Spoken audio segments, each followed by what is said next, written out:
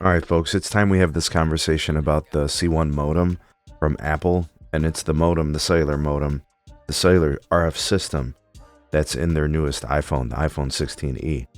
You're going to see people sharing photos, images, speed tests, where the iPhone 16e has comparable, similar, quote-unquote, better performance than a modern Qualcomm flagship performer, right? And I'm just going to let you guys know some of that is misleading. There are moments where the C1 modem on the iPhone 16e will perform just like other cellular modem systems from Qualcomm or whoever. And that's going to be momentary. That's not going to be something that you consistently see if you own the device. Now, if you want the iPhone 16e, that's fine, but you need to have good information to make a good purchasing decision. If you're a person that appreciates and enjoys the top performance of cellular, the iPhone 16e just can't give it to you. And this is a comparison tool posted by Sasha Segan. And for what it's worth, he does work for Qualcomm, but he's just posting the features that the iPhone's modem has and what it doesn't have compared to better, more capable, more powerful, feature-rich modems from Qualcomm. All right, so let's take a look at this. All right, the first thing is the amount of bandwidth. The amount of bandwidth that a mid-tier Qualcomm cellular modem can handle and connect to, just the mid-tier, exceeds that of the C1.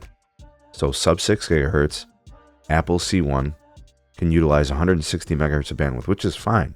Nothing wrong with that. But a mid-tier Qualcomm can do 230 megahertz, which is substantial. Now, this is only going to probably be impactful in fringe situations. But when you're spending $600 or more in some cases, international, right? The Apple C1 doesn't really compete with even the mid-tier Qualcomm chips or modems. Now, if you look at the X80 Qualcomm, that gets you into the premium tier. That's the modem that you see in like the S25, right? That's the modem that you're going to see in the flagship devices, modern, like this year. 300 megahertz of bandwidth, essentially double. You know what I'm saying? And then the upcoming X85 cellular modem, which is going to come out next year, we're guessing, or at the end of this year. You might see it in some of the imports or whatever. That's going to be at 400 megahertz of bandwidth. Now that is huge. And that's kind of where I'm going with this. It's just different levels and tiers to this, right? Downlink carrier aggregation, the iPhone 16e C1 modem does 3x carriers. The mid-tier Qualcomm does 4x. That's an additional channel.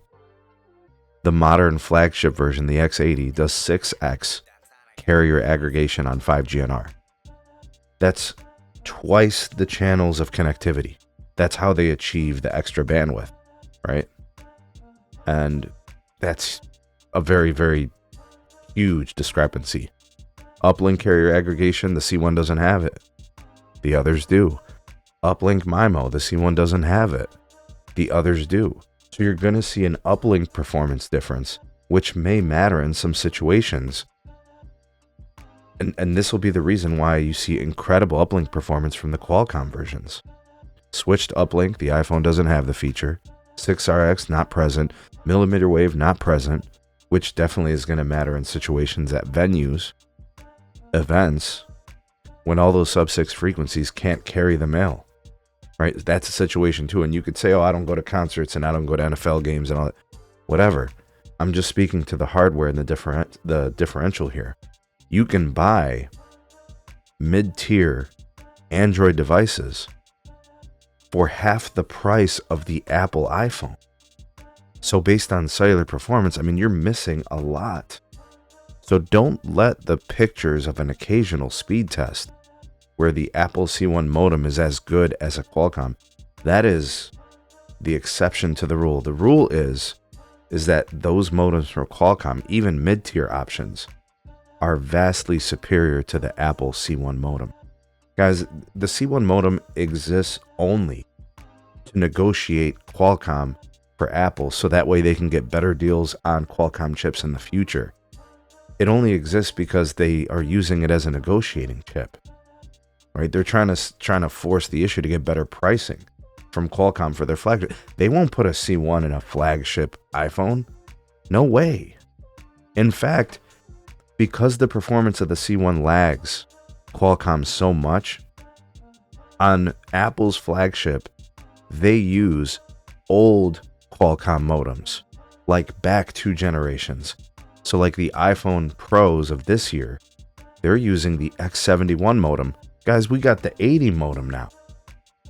It's 2 generations back. It's using a modified version of the X70. They didn't even bother with the X75 because the performance difference is so different, is so substantial. Hey, I just want you guys to have good information.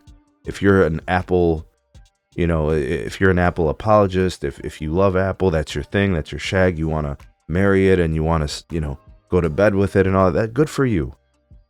But we're just calling a spade a spade. We're just talking specs here. We're just talking raw capabilities, power, features.